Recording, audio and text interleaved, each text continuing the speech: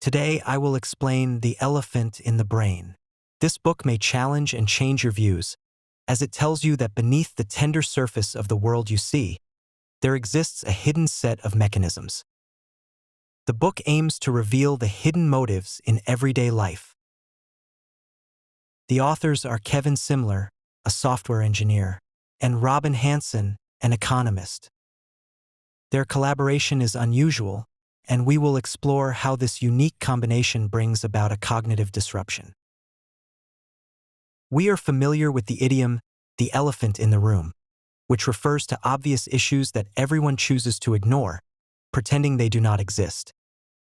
Similarly, the title The Elephant in the Brain suggests hidden motives in our minds that we are reluctant to acknowledge or may not even be aware of, yet these motives have a significant impact on social life. Imagine someone with a life-threatening heart condition needs surgery. A scientific organization offers to sell data on mortality rates for this surgery at various hospitals for $50. Clearly, this is crucial information, and the patient should purchase it to choose the hospital with the lowest mortality rate, right? But guess how many would actually spend the $50? Only 8%. This scenario involves a life or death decision, and while the surgery itself is expensive, the additional $50 could lead to a more informed choice. Yet, only 8% of patients would choose to buy the information. This demonstrates a surprising disregard for crucial data, as patients often choose hospitals without studying the cost-effectiveness, almost at random. However, the book tells us that many patients actually do not care about this. This is what the book reveals. The authors use microsociology, cognitive and social psychology, evolutionary psychology, and economics to explain such unbelievable phenomena that occur around us. For example, if attending college was only for learning, it wouldn't explain why we place such high importance on education beyond just knowledge. If healthcare was solely for health, you couldn't explain why people in developed countries spend far more on medical expenses than general health needs require. Similarly, art is not just for appreciating beauty, and charity is not solely for love. Many actions have hidden motives beyond the apparent ones, and this book challenges us to break through surface impressions to face the real world. I will discuss the main content of the book in 3 parts. In the first part, I'll show you the difference between real-world competition and the competition we idealize. In the second part, I will explain why people have hidden thoughts or unwritten rules. In the third part, I will discuss how we should act in the real world, knowing that everyone has hidden motives. The first part presents competition as a good concept in today's perception. In sports, competition is praised, and while winning is celebrated, those who don't win are also progressing and are not considered real losers. The market is competitive. Companies innovate and all consumers benefit. There is competition within teams, with everyone contributing to a common goal. However, the book states that in the real world, aside from positive competition, we also partake in another type of competition, one that we are unwilling to acknowledge or even aware of. This type of competition is actually the most crucial and is the norm for competition. For instance, California redwoods grow extremely tall, up to 115 meters, reaching the limits of biological growth because they compete for sunlight. If a redwood was surrounded by shorter species, it wouldn't need to grow that tall. It could devote energy to producing more seeds to expand its species. Redwoods grow tall because they are surrounded by other redwoods, competing for sunlight in dense forests where sunlight is a limited resource. This creates an arms race, making them the tallest trees in the forest. This means redwoods grow tall not to compete with other species, but to compete with their own kind. Evolutionary theory says survival of the fittest, which seems to imply competition between species, but in reality, most of the time, organisms compete with their own kind, such as for the right to reproduce. Perhaps survival of the fittest should be survival of those who can reproduce. If redwoods aren't growing tall to compete with other species, then why would humans develop such large brains? Are we competing with apes? Humans create art, engage in science, and find the most efficient ways to make money. If you were just trying to dominate other animals globally, such high intelligence wouldn't be necessary. There is a theory called the social brain hypothesis, which suggests that humans are so intelligent not because we compete with other species but because we compete with each other. We often talk about making the pie bigger, but competition within the same species is not about making the pie bigger but about how it's divided. For instance, competing for mates. There is only so much high-quality opposite sex to go around, and one person's gain is another's loss. This situation is known as a zero-sum game. For one to succeed, the other must fail. We fight, and the sum of the gains and losses equals 0. Many positive statements say that zero-sum games are bad, and we should pursue non-zero-sum games, focusing on how to make the pie bigger. However, competition among people is often zero-sum. For example, social status. Social status is an awkward topic. We all pretend we don't care, claiming everyone is equal. But the fact is, where there are people, there is status, and everyone knows it exists and knows where they stand. Social status is a deeply ingrained order in the animal kingdom, evident among groups of chimpanzees, deer, or even birds. Biologists often refer to the highest-ranked male in a group as the alpha male, and the second-ranked as the beta male. Humans also do this. Some children determine their seating arrangements through fights, and some politicians engage in life-or-death power struggles. However, scientists have noticed that the struggle for status has another dimension besides dominance. Prestige. Dominance involves intimidation, while prestige involves earning others' respect. I saw an old movie called Burning Island, which had a line that said, "God makes people revere, but you only make people fear." Both reverence and fear are effective ways to gain status. Most of the time, humans compete for status in civilized ways. We try to avoid direct conflict, pursuing respect instead. We like to display our wealth, beauty, good qualities, healthy bodies, sense of humor, etc. But note, these qualities are not absolutely good or bad. What matters is how you compare to others in a group. Overall respect in a group is limited, and seeking respect is also a zero-sum game. If a colleague accomplishes something, even if they don't get promoted, you might feel a bit jealous because you're worried about a change in relative status. Zero-sum games are what people truly care about. That's where all sorts of office politics come from. But just having social status does not constitute politics. Politics is a very advanced social activity. Birds have power struggles, but that's not politics. In the eyes of scientists, politics has a key feature: alliances. The primary questions in politics are: who are our enemies? Who are our friends? In fact, we are born human and spend our lives finding friends to fight enemies together, accompanied by the process of no eternal friends, no eternal enemies, only eternal interests. This is the difference between competition in an ideal world and competition in the real world. That is, competition in the real world is far more brutal than we usually understand.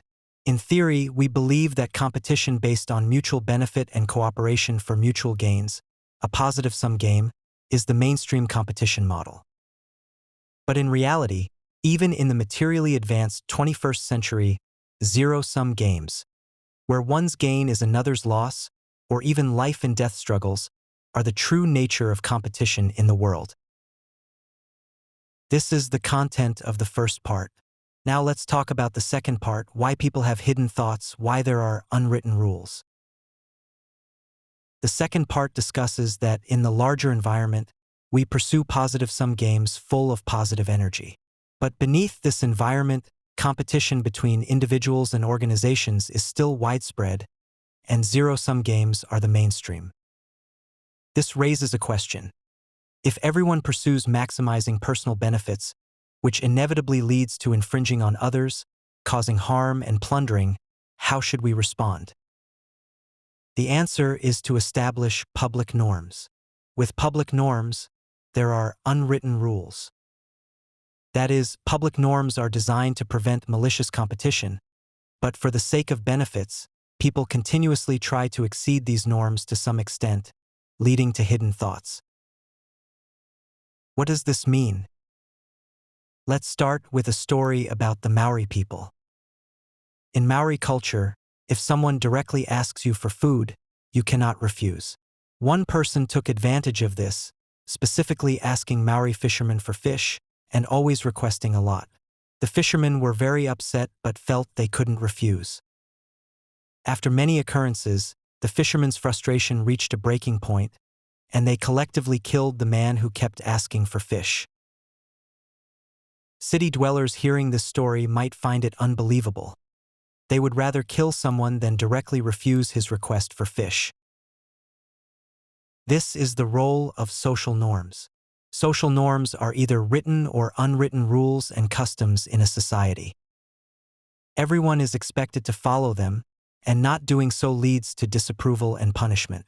If you think the Maori people are too strict in adhering to social norms, consider our practice of queuing in public places.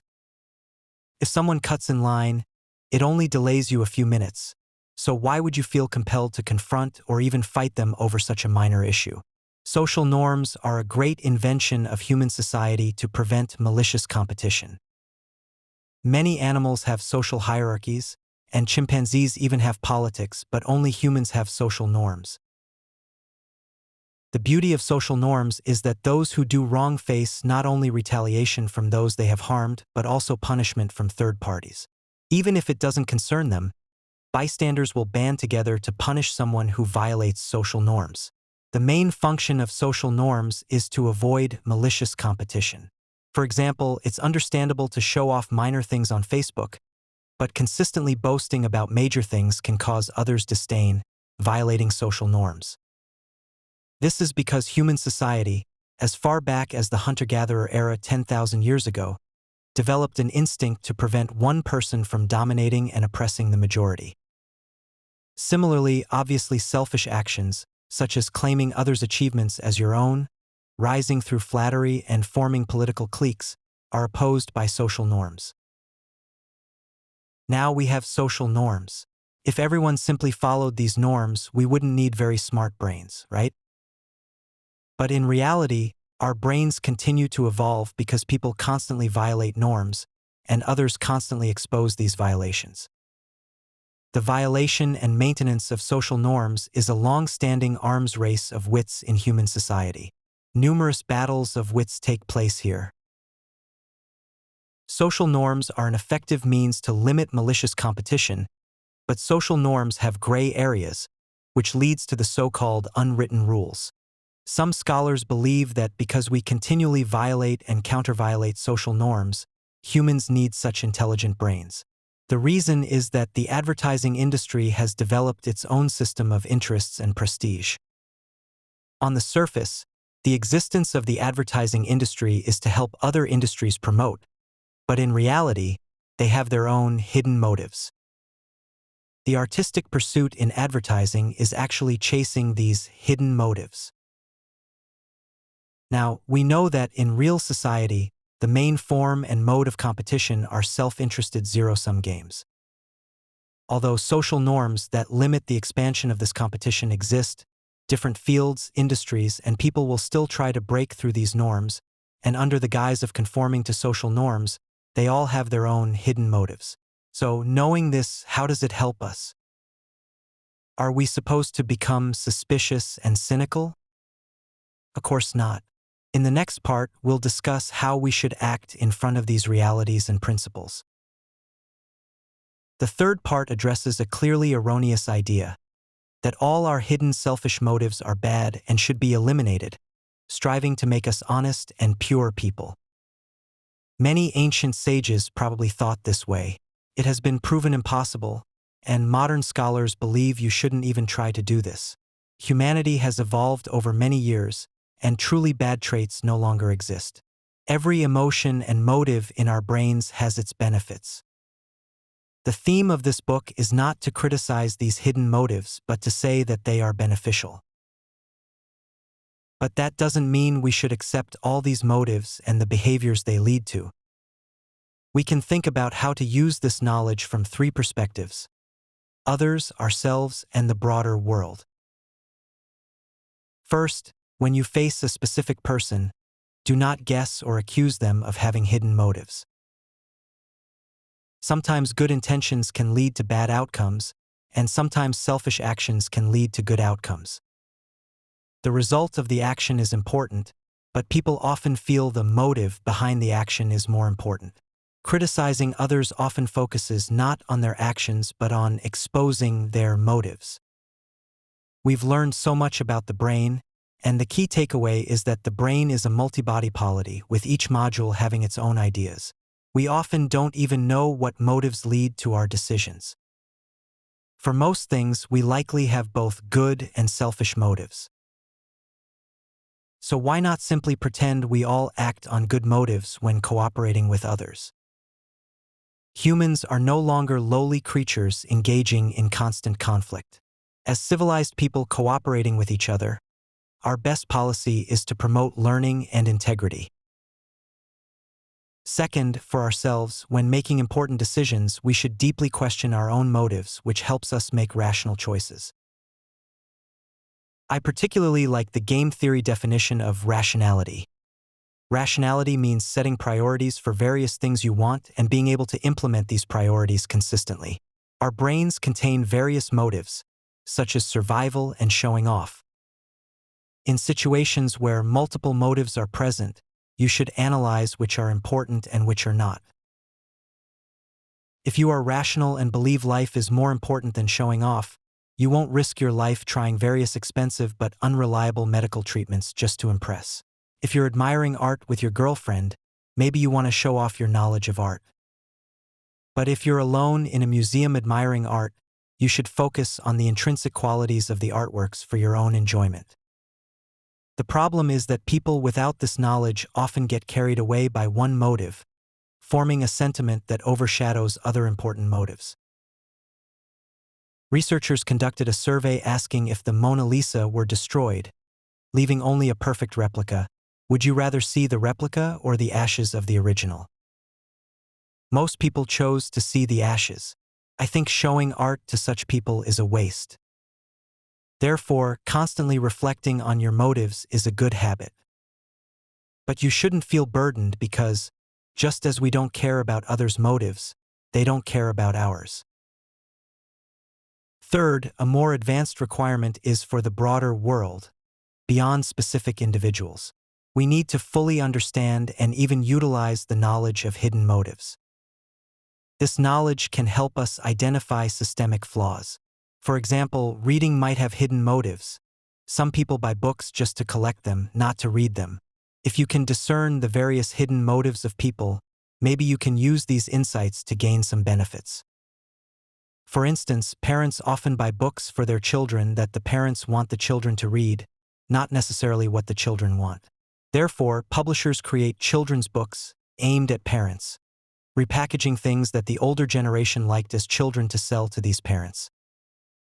In reality, the new generation might not be interested in these things, but the key is that the parents are. But you can also use this knowledge for good deeds. For example, when fundraising for a meaningful charity, you could use conspicuous methods, such as giving donors wearable memorabilia or sending two attractive people to their home or office to collect donations. If you're more skilled and bold, you could even reform an unreasonable system. If you think the current healthcare system is absurd, maybe you could think about how to promote some real, tangible medical services. For instance, could we use the internet and big data to publish each hospital's and doctors' cure rates, medical accident records, and price lists to allow patients to easily compare options? If you can't do any of the above, the authors of the book, Simler and Hansen, have a suggestion. You can use this knowledge as a conversation piece, casually commenting on hidden motives in life as long as it's not directed at specific individuals. This shows you're an honest, wise, and courageous person. In summary, I've introduced the content of the book. Let's summarize one last time. In the natural world, there are two modes of competition: interspecies competition and intraspecies competition, where individuals compete with each other. Regardless of other species, human society mainly involves the latter, meaning competition among people. Therefore, we don't just go to school to learn. We do it to enhance our future competitive tools. In an ideal society, competition should be a positive-sum game, meaning the pie keeps getting bigger and everyone improves. But in real society, despite the overall direction of the pie growing, most people face zero-sum games. Competition isn't about winning together but about one side growing at the expense of the other. In this situation, to prevent malicious competition, a series of social norms are formed. Thus, a scenario of competing with social norms arises. This leads to various unwritten rules, and everyone having various hidden motives. Knowing the truth about the real world, what we need to do is not simply affirm or deny hidden motives, but to face them, face others, face ourselves, and live more knowingly. That's the essence of this book. You can click the description below the video to find the link to the book. Welcome to read it.